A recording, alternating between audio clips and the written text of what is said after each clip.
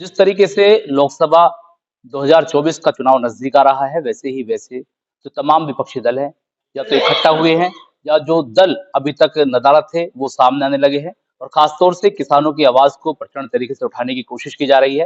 हालांकि भारतीय किसान यूनियन पश्चिम उत्तर प्रदेश से ताल्लुक रखता है, मुजफ्फरनगर से ताल्लुक रखता है, लेकिन उधर राष्ट्रीय लोकदल भी पश्चिम उत्तर प्रदेश में सक्रिय है। लेकिन अब लोकदल के जो नवनियुक्त सचिव बनाए गए हैं यहाँ पर, वो पश्चिम उत्तर प्रदेश में वो पहुंचे हैं, मेरठ में खास तौर से। और यहाँ चौधरी विजेंद्र, यूं तो बड़ा नाम है, पहले भी अगर देखा जाए तो बिजनेस के एतबार से इन्होंने कई चैनलों में अपनी सेवाएं दी, एमडी रहे।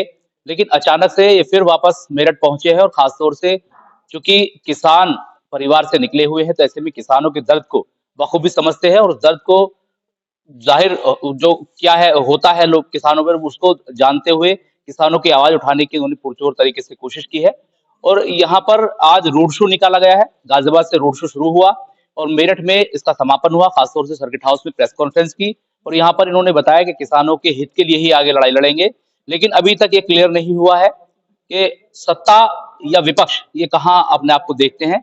लेकिन इन्होंने कहा है जो भी पार्टी जो भी पार्टी किसानों के हित में रहेगी और देश की बात करेगी, उसके साथ ये रहेंगे। हालांकि इन्होंने ये भी कहा है कि 2024 के लोकसभा के चुनाव में ये 80 की 80 सीटों पर चुनाव लड़ेंगे। मेरे साथ ज्यादा बातचीत के लिए मौजूद हैं चौधरी विजेंद्र सर। सबसे पहले स्वागत है आपका। प्रेस कॉन्फ्रेंस में सुन रहा था, प्रेस नोट भी मैंने आपका पढ़ा। खासतौर से आप किसानों की बात कर रहे हैं सर। किसानों की बात हुई तो यहाँ पश्चिम उत्तर प्रदेश में राष्ट्रीय लोकदल से लेकर भारतीय किसान यूनियन और तमाम किसान यूनियन दल है, तोमर है, असगर है, कई सारे दल हैं सर। फिर आपको कहाँ से लग रहा है कि कहीं ना कहीं अभी भी किसानों की आवाज पुरजोर तरीके से नहीं उठाई गई है, आपको उठानी चाहिए? रिजल्ट आपके सामने है। मैं अपनी बात संक्षेप में रखना चाहूंगा। अगर उनकी आवाज उठाई गई होती तो आज उनका गन्ने का भुगतान उन्हें समय पर किया जाता, उनका मूल्य तय होता। जिस तरह आप बाजार में कोई भी सामान, कोई वस्तु खरीदने जाते हैं तो उसकी कोई एमआरपी होती है और सेम टाइम उसको उसका मूल्य प्राप्त होता। ऐसा किसानों के साथ नहीं है। जैसा कि आप जानते हैं, आज गन्ने की पर्ची आती है। पहले तो महीनों किसान गन्ने की पर्ची का इंतजार करता है। जब गन्ने की पर्ची आती है, क्या मैं सभी से पूछना चाहूंगा, उस गन्ने की पर्ची पर ये निर्धारित क्यों नहीं होता कि उसका भुगतान कब होगा? आज आप मेरे से गन्ना खरीद रहे हो तो गन्ने पर मुझे आप ये भी तो बताओगे कि आप मुझे आज गन्ना दे दो, मैं तुम्हारा पैसा आज की आज ही दे दूंगा। आज क्यों नहीं दे रहे? अगर आप परचून की दुकान पर पैसे कुछ भी खरीदने अगर आप जाते हो तो वहां पर उसकी एक एमआरपी निर्धारित होती है, उसका आपको मूल्य तत्काल देना पड़ता है। अगर आपकी जान पहचान है, 2 3 4 दिन का पंसारी आपको उधार दे देता। लेकिन किसानों के साथ ऐसा भेदभाव क्यों? जी सर। किसानों की बात तो गन्ना भवन से लेकर संसद भवन तक उठाई जा रही है। और सर ये भी कहा जाता है कि 40 दिन में गन्ना भुगतान हो जाता है। लेकिन अभी तक ये समझ नहीं आ रहा है, गन्ना भुगतान होता नहीं है। साथ ही साथ जो ब्याज दर देने की बात ये लोग करते हैं कि अगर गन्ना भुगतान नहीं होगा, ब्याज के साथ गन्ने का भुगतान किया जाएगा, वैसा भी नहीं होता है। पश्चिम उत्तर प्रदेश को खासतौर से किसानों के लिए जाना जाता है, और यही के किसान कहीं ना कहीं प्रभावित हैं, पीड़ित हैं। और यही के तमाम दल हैं, चाहे भारतीय किसान यूनियन की बात कर लें, राष्ट्रीय लोकदल की बात कर लें, और तमाम दल हैं। ऐसा सर, ऐसा क्यों हो रहा है कि किसानों की बात को प्रचंड तरीके से नहीं उठाया जा रहा है?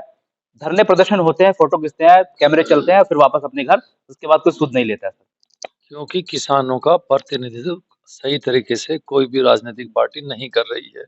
केवल उनका उपयोग अपने राजनीतिक लाभ लेने के लिए कर रहे हैं। हम सबका ये फैसला है, मैं भी एक किसान हूँ, कि जब तक हमें हमारा हक नहीं मिलेगा तब तक हम ये लड़ाई जारी रखेंगे, और अब ये लड़ाई रुकने वाली नहीं है। सर आप लोकदल की बात कर रहे हैं, आप जारी रखेंगे। सर जिस तरीके से इंडिया गठबंधन बना है, उसमें तमाम जो विचारधारा की पार्टियां जुड़ी हैं, एक तरफ एनडीए है, तो आप इन दोनों में कहीं अपने आप को किसी के साथ मानते हैं, अपने दल को, या फिर अकेले चलेंगे? हमने कहा सबसे पहले हमारी पार्टी राष्ट्रहित का कार्य करती है। राष्ट्रहित की जो भी बात करेगा हम उसके साथ हैं।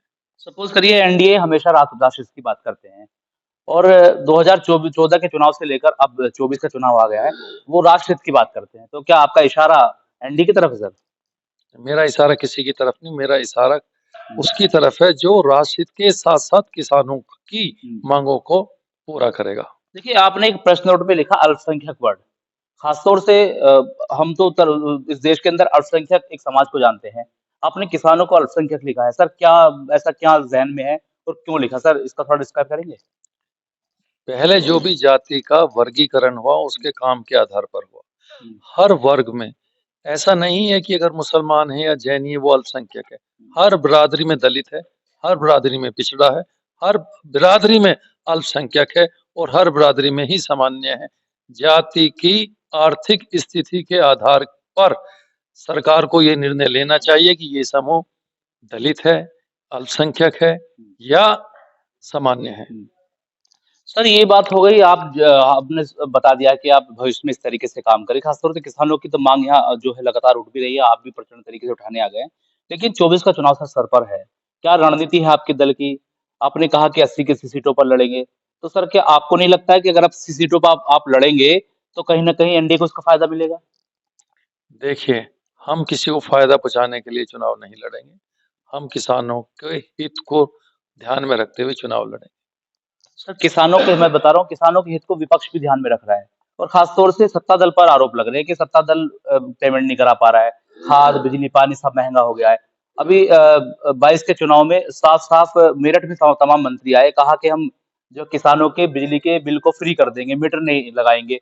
अब हो क्या रहा है, चुनाव हुआ और जीते उसके बाद मीटर लगने भी शुरू हो गए, बिल भी लगातार आ रहे हैं और किसान हल्ला मचा रहे हैं, सुन कोई नहीं रहा है। तो सत्ता दल से तो आप पूछेंगे ना सर? नहीं, हम सत्ता से और विपक्ष से दोनों से पूछेंगे, क्या एनडीए हो, क्या इंडिया हो, क्या समाजवादी पार्टी हो, क्या बहुजन समाज पार्टी हो, ये सभी सत्ता में रह के अभी गई है। इन्होंने किसान की हम्म, बहुत अनदेखी की है। हम्म, अब किसान ये अनदेखापन नहीं सहेगा। 24 की प्लानिंग क्या है सर? हम जनता के बीच में हैं हम्म, और आज के जो आपने रोड शो देखा, जनता का मैं आभार देना चाहता हूँ।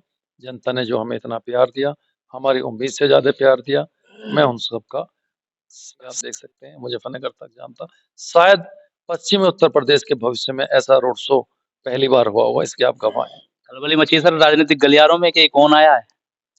देखिए, खलबली का तो वही बताएंगे जिसको दर्द तो होगा। ये थे हमारे साथ राष्ट्रीय महासचिव लोकदल विजेंद्र चौधरी, नवनियुक्त कह सकते हैं, तो क्योंकि ये पहले विभिन्न विभिन्न चैनलों के एमडी रहे हैं, मालिक रहे हैं और अब बिजनेस से सीधे हटकर ग्राउंड पर आकर किसानों की बात उठाने लगे हैं। क्योंकि मेरठ के कंकड़खेड़ा से ताल्लुक रखते हैं, किसान परिवार से ताल्लुक रखते हैं, तो ऐसे में इन्होंने इस तरीके से अपना प्लान बताया है। अब जाहिर तौर पर ये देखना होगा कि भविष्य में 2024 के चुनाव में आखिर इनके आने से, इनकी पार्टी के एक्टिव होने से कितना फर्क पड़ेगा। अपने सहयोगी आरिफ मोल्ला के साथ मनोहर चौहान, न्यूज निवारण टीवी, मेरठ।